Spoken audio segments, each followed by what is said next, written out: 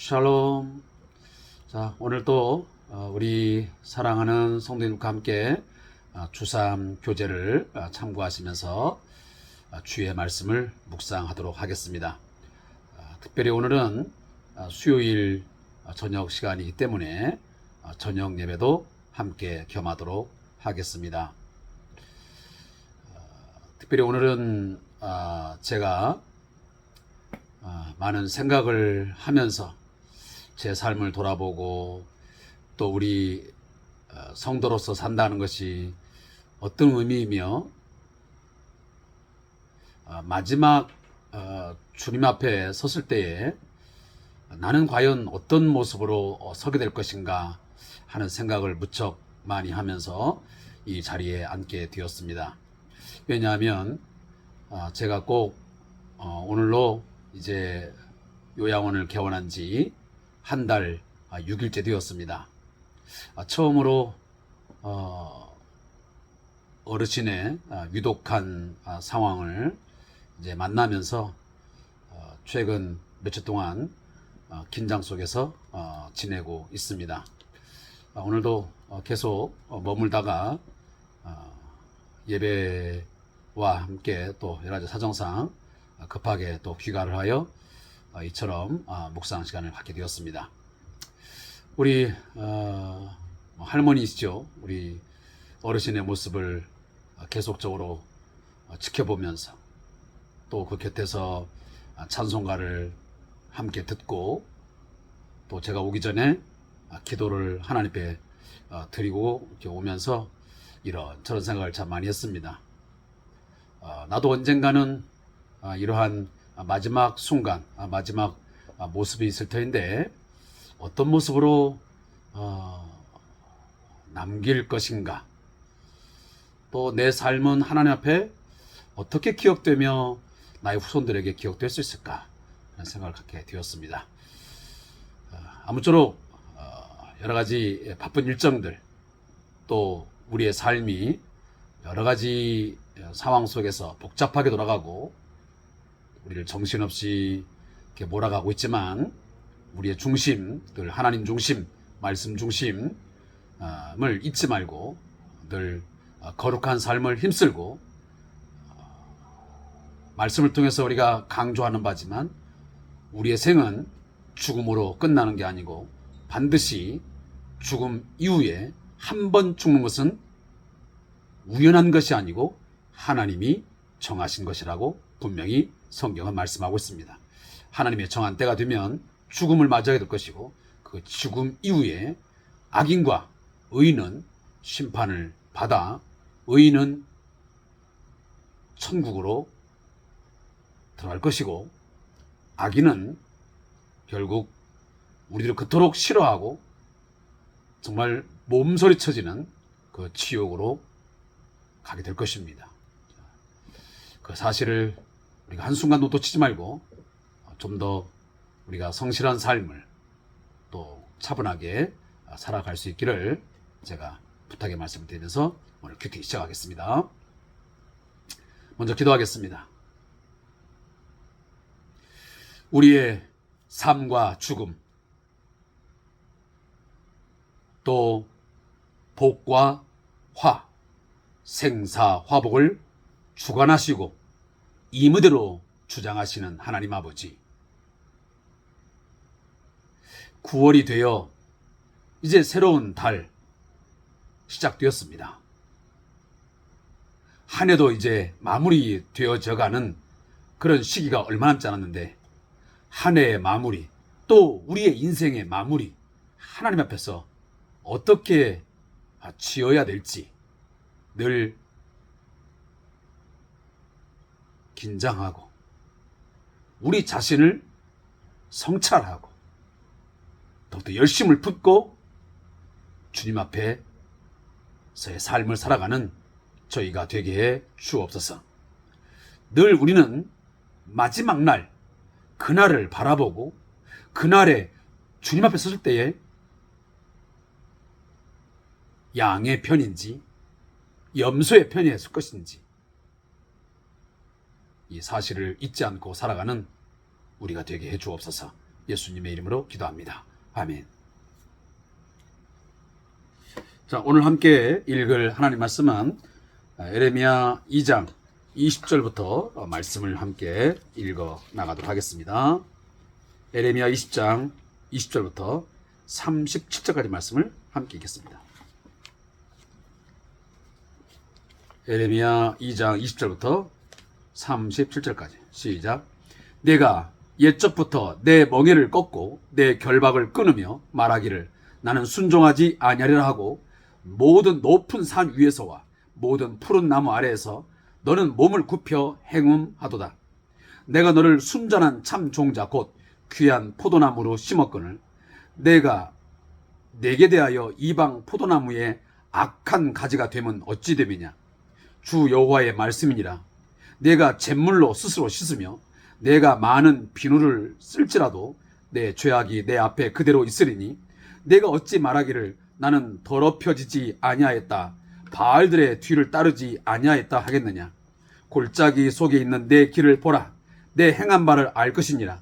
발이 빠른 암낙타가 그의 길을 어지러이 달리는 것과 같았으며 너는 광야에 익숙한 들 암나귀들이 그들의 성욕이 일어나므로 헐떡거림 같았도다. 그 발전기에 누가 그것을 막으리요. 그것을 찾는 것들이 수고하지 아니하고 그 발전기에 만나리라. 내가 또 말하기를 내 발을 제어하여 벗은 발로 되게 하지 말며 목을 가라게 하지 말라 하였으나 오직 너는 말하기를 아니라 이는 헛된 말이라. 내가 이방 신들을 사랑하였은즉 그를 따라가겠노라 하도다. 도둑이 붙들리면 수치를 당한같이 이스라엘 집 곧 그들의 왕들과 지도자들과 제사장들과 선자들이 수치를 당하였느니라. 그들이 나무를 향하여 너는 나의 아버지라 하며 돌을 향하여 너는 나를 낳았다 하고 그들의 등을 내게로 돌리고 그들의 얼굴은 내게로 향하지 아니하다가 그들이 환난을 당할 때에는 이르기를 일어나 우리를 구원하소서 하리라. 너를 위하여 내가 만든 내 신들이 어디 있느냐. 그들이 내가 환난을 당할 때에 구원할 수 있으면 일어날 것이니라.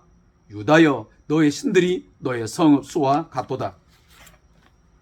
너희가 나에게 대항하면 어찌 됨이냐. 너희가 다 내게 잘못하였느니라. 여호와의 말씀이니라. 내가 너희 자녀들을 때린 것이 무익함은 그들이 징계를 받아들이지 아니함이라. 너희 칼이 사나운 사자같이 너희 선자들을 삼켰느니라. 너희 이 세대여 여호와의 말을 들어보라. 내가 이스라엘에게 광야가 되었었느냐 캄캄한 땅이 되었었느냐. 무슨 이유로 내 백성이 말하기를 우리는 노였으니 다시 죽게로 가지 아니하겠다 하느냐. 처녀가 어찌 그의 폐물을 잊겠느냐. 신부가 어찌 그의 예복을 잊겠느냐. 오직 내 백성은 나를 잊었나니 그 날수는 셀 수 없거늘 내가 어찌 사랑을 얻으려고 내 행위를 아름답게 꾸미느냐. 그러므로 내 행위를 악한 여자들에게까지 가르쳤으며 또 내 옷단에는 죄 없는 가난한 자를 죽인 피가 묻었나니 그들이 담 구멍을 뚫었기 때문이 아니라 오직 이 모든 일 때문이라. 그러나 너는 말하기를 나는 무죄하니 그의 진노가 참으로 내게서 떠났다 하거니와 보라 내 말이 나는 죄를 범하지 아니하였다 하였으므로 내가 너를 심판하리라. 내가 어찌하여 내 길을 바꾸어 부지런히 돌아다니느냐. 내가 아수르로 말미암아 수치를 당함같이 또한 애굽으로 말미암아 수치를 당할 것이라. 내가 두 손으로 내 머리를 싸고 거기서도 나아가리니 이는 내가 의지하는 자들을 나 여호와가 버렸으므로 내가 그들로 말미암아 형통하지 못할 것입니다. 아멘. 자, 오늘 본 말씀을 함께 읽었습니다. 먼저 에레미야 2장 20절부터 28절 말씀의 내용의 제목은 우상을 숭배하는 이스라엘의 민낯입니다. 이 본문은 이렇게 요약될 수 있습니다. 하나님은 이스라엘이 우상을 숭배하는 모습을 여러 가지로 비유를 들어 말씀하십니다. 멍에를 꺾은 소와 이방 포도나무의 악한 가지, 잿물과 비누로 지워지지 않는 죄악, 발정난 암낙타와 들 암낙이 등입니다. 이처럼 이스라엘은 우상을 숭배하다가도 환난이 오면 하나님께 구해달라고 외치는 이중적인 태도를 보입니다. 자, 이것이 먼저 20절부터 28절까지 말씀의 대략적인 내용입니다. 오늘 하나님께서는 이스라엘 백성들에게 그들이 왜 이방나라 바벨론에 의해서 침략을 당하여 패망을 할 것인지 그 죄에 대해서 구체적으로 다시 한번 언급을 하십니다. 너희가 장차 바벨론의 포로로 끌려가고 남유다가 멸망을 하게 되는 것은 우연한 일이 아니다. 이 모든 것은 너희들이 너희의 아버지, 너희의 하나님 여호와에 대한 반역, 주의 말씀을 멸시하고 불순종했기 때문이다. 그 중에 하나 바로 우상 숭배라고 하는 큰 죄악 때문이다 라고 분명히 그 죄를 지적하십니다.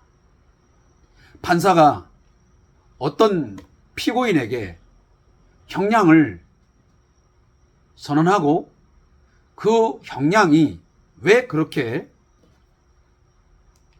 내려졌는지 그 선고 이유를 말하는 것과 같습니다. 너희들은 옛적부터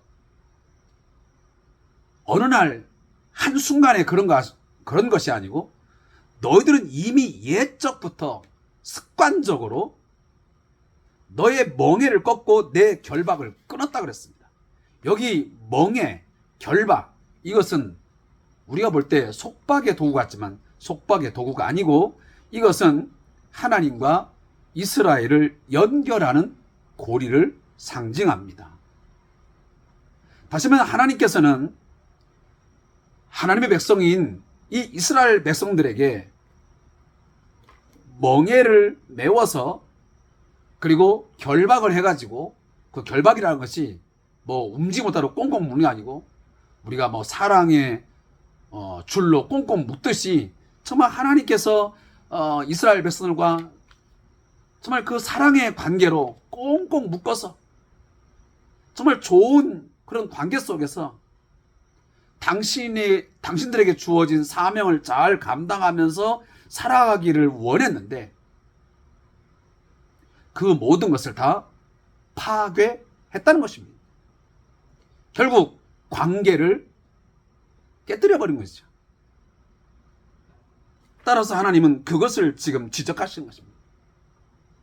너희는 나에게 속한 자인데 너희들이 나와의 관계를 다 단절해버리고 어떻게 했느냐? 너희는 높은 산 위 모든 푸른 나무 아래에서 너는 몸을 굽혀 행음했다. 다시 말하면 우상을 숭배했다. 좀 더 구체적으로 말하면 바알과 아세라 목상 그 기타의 이방 땅에 있는 온갖 잡신들을 섬기며 그 앞에 굴복하며 그것들이 너희에게 풍요와 어떤 다산 그리고 삶의 모든 것들을 충족시켜주고 필요를 채워주는 것으로 착각하고 그렇게 너희들은 나를 버리고 그들에게 납작 엎드려서 그렇게 살아갔다. 그게 바로 행음.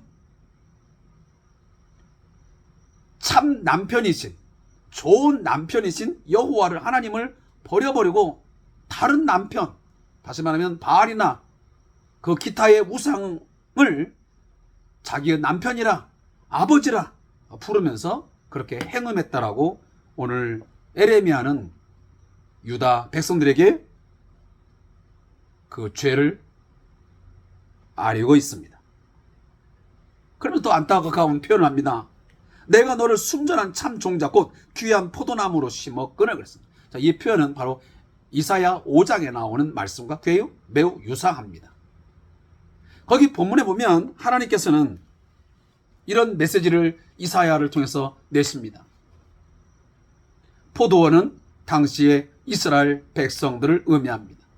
하나님께서 농부가 포도원을 만들어서 울타리를 치고 모든 잡초를 다 제거하고 거기에 포도나무를 심어서 그리고 망대를 세워가지고 잘 지키며 보호하는 것처럼 내가 너희들을 그렇게 울타리도 치고 망대도 세우고 온갖 잡초를 다 제거해 놓고 거기다가 극상품 포도나무를 심어놓고 좋은 포도 맺기를 바랬더니 너희들은 좋은 포도 열 맺기를커녕 들포도 씨디 셔서 도저히 먹을 수 없는 그런 들포도를 맺힘은 어찌민 것이냐라고 탄식하면서 이야기했던 것처럼 오늘 본문도 똑같은 맥락입니다. 너희는 정말 귀한 포도나무로 내가 극상품 포도나무로 심었거늘 도대체 너는 이방 포도나무의 악한 가지가 되면 어찌 되느냐. 하나님의 한탄하시며 탄식하시며 다시 말하면 하나님의 기대치에 전혀 어긋났다는 말씀입니다. 우리도 가끔 그런 말 하지 않습니까? 우리 부모님들이 열심히 땀을 흘리고 밤잠을 이루지 못하고 자녀들을 양육하고 그렇게 가르쳐서 사회생활을 하도록 이렇게 이제 성이도록 양육했는데 어느 날 그 자녀가 부모를 몰라보고 부모를 멸시하고 자기 잘난 맛에 사는 줄 알고 착각하고 오만방자하고 부모를 경시할 때에 부모님들은 한탄합니다. 내가 너를 어떻게 키웠는데 내가 너를 어떻게 양육했는데 오늘 네가 이렇게 나를 대하고 너의 모습이 이토록 튀었느냐 라고 하면서 울면서 탄식하듯이 오늘 하나님은 이스라엘 백성을 보면서 한탄하고 탄식하십니다. 안타까움을 표시합니다. 어찌 되면 이제 너희들의 죄악은 잿물로 씻는다 할지라도 많은 피눈물을 쓸지라도 내 죄악은 도무지 씻을 수가 없다. 해결할 수가 없다. 내 앞에 그대로 있다. 결국 이제 징계를 받아 멸망이 이제 피할 수 없음을 불가피함을 하나님께서는 이 에레미야를 통해서 말씀하시는 것입니다. 더 나아가서 에레미야를 통해 하나님은 이스라엘 백성에게 그 죄악의 그 심각성을 어떻게 또 오늘 비유적으로 말하냐면 암낙타와 덜 암낙이 같다고 말합니다. 우리가 이제 우리 대한민국 요새는 자주 볼 수 없는 그런 동물이지만 당시에 이 암낙타나 덜 암낙이는 이 바알을 숭배하는 이스라엘 백성들의 모습을 지금 그려주는 하나의 비유적인 동물입니다. 다시 말하면 발정기가 되면 어떻게 주체할 수 없을 만큼 뛰어다니고 그것을 반드시 품어내야만 해결해야만 되는, 그래서 짝짓기 상대를 찾아서 사방을 뛰어다니면서 헐떡거리는 그런 동물처럼 너희들이 그렇게 지금 살아가고 있다라고 말합니다. 어떻게 보면 발정난 그런 암낙타나 덜 암낙이처럼 그렇게 사방을 뛰어다니면서 여기저기를 돌아다니면서 바알을 숭배하고 아세라 목상을 숭배하고 온갖 우상을 숭배하는 그런 어처구니 없는 삶을 살아가느냐. 오늘 우리들에게 향하는 말씀이에요. 하나님만을 신뢰하고 하나님만을 경외하고 하나님께서만이 우리의 생명의 주가 되시고 우리의 모든 것에 모든 것이 되신다고, 우리의 인생의 모든 것을 필요를 아시고 채워주신 분이라고 거듭거듭 말씀하시고 우리의 삶 속에서 다양한 것들에서 경험하게 하시고 또 우리에게 기적과 이적을 베풀어 주셨건만 우리가 지금 하는 행위는 어떻습니까? 까마득히 하나님의 존재는 잊어버리고 그리고 하나님의 채워주심, 하나님의 공급하심, 하나님의 돌아보심, 하나님의 긍휼을 베풀어 주심, 자비하심은 전혀 안중이 없고 그저 세상이 주는 쾌락, 세상이 주는 돈에 대한 어떤 유익함, 세상의 권력, 기타 등등 하나님보다 더 사랑하는 것, 하나님보다 더 신뢰하고 하나님보다 더 인생의 주로 섬기는 것들을 찾아서 우리는 발정난 이 암낙타나 덜 암낙처럼 뛰어다닙니다.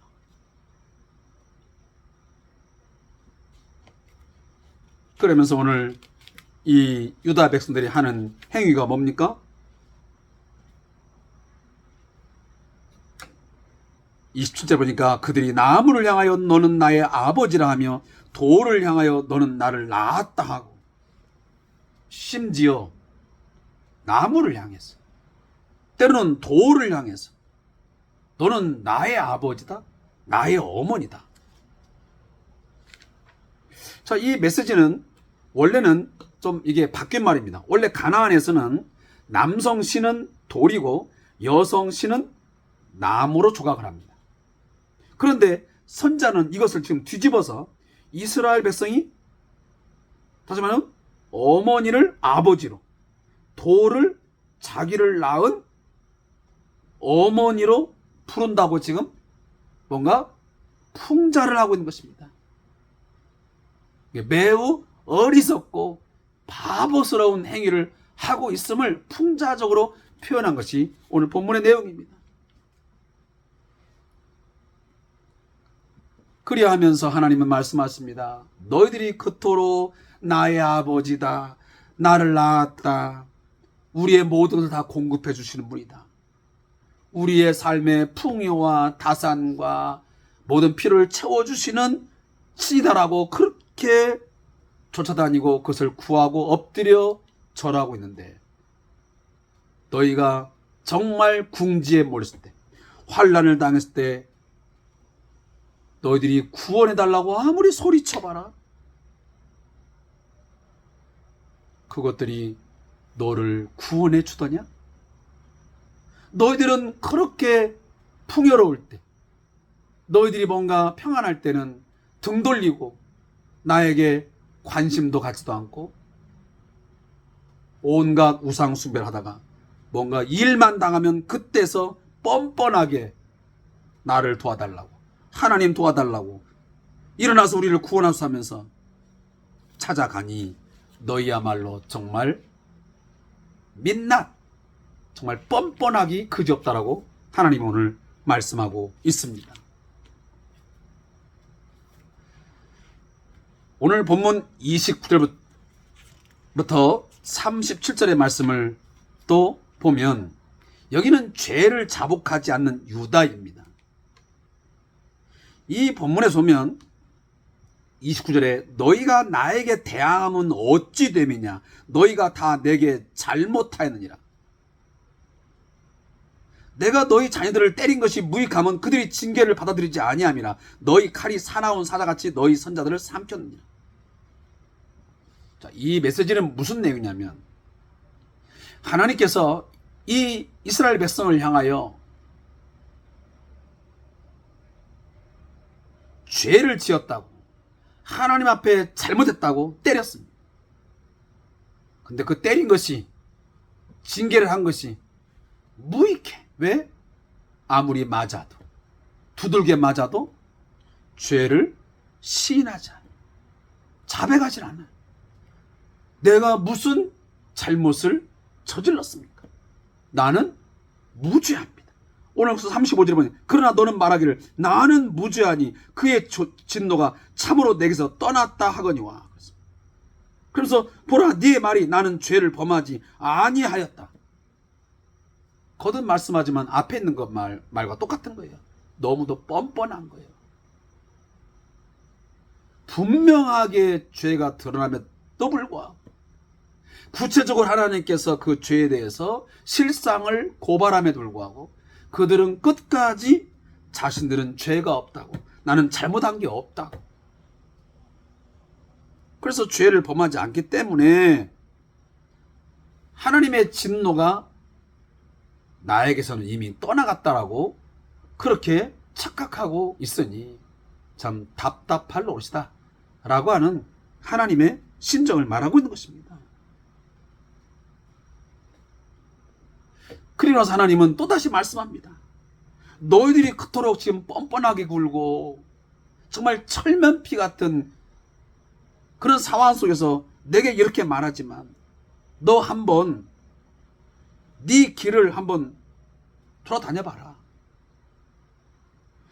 내가 어찌하여 내 길을 바꾸어 부지런히 돌아다니냐. 내가 아수르로 말미암아 수치를 당한 같이 애굽으로 말미암아 수치를 당할 것이라. 너가 하나님을 찾지 않고 하나님께 구하지 않고 너희들이 구한다는 것이 아수르의 도움을 구하면서 친아수르 정책을 피고, 또 어떤 때는 애굽에게 구걸하면서 애굽의 도움을 청하면서 친애굽 정책을 펴는 자들이 있으니 너희들은 그들에게 도움을 얻기는커녕 큰 수치만 당할 것이다.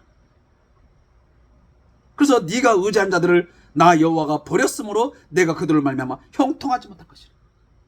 내가 애굽도 버리고 아수르도 버리고 너희가 원했던 거, 네가 붙잡았던 거 내가 다 버렸으므로 너희들이 아무리 도움을 청하고 이것저것 붙잡아 본들 다 소용없는 짓이다 라고 하나님이 오늘 말씀하고 있는 것입니다. 제가 본문 말씀을 더 이상 구구절절히 다 말할 수는 없습니다. 하나님은 32절에 말해요. 야, 처녀가 폐물을 잇더냐? 신부가 예복을 잇겠느냐? 있을 수 없는 일이잖아. 생각해 보세요.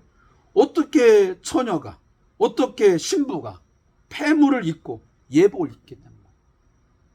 그런 있을 수도 없는 일이 누구에게? 오늘 이스라엘 백성들에게 있다는 거예요. 어떻게 너희들이 하나님을 잊어버리며 어떻게 하나님을 기억지 아니하고 그렇도록 버려버리고 헌신짝 버리듯 버려버리고 온갖 세상 것에 미쳐가지고 세상 것들을 구하면서 아까도 말했지만 발정기 난 그 동물처럼 이리 뛰고 저리 뛰면서 살아가느냐라고 하나님이 안타까운 탄식을 하고 있는 것입니다. 결론적입니다. 이 모습이 바로 우리 한국교회의 모습이고 우리 성도들의 모습이고 우리 자신들의 모습이 아닌지 오늘 말씀을 통해서 반드시 성찰하고 그 죄가 드러나거든 죄 없다, 무죄하다, 뻔뻔하게 하나님 앞에 나를 세우지 말고 솔직하게 죄를 시인하고 그리고 고백하며 나아가시기를 바랍니다.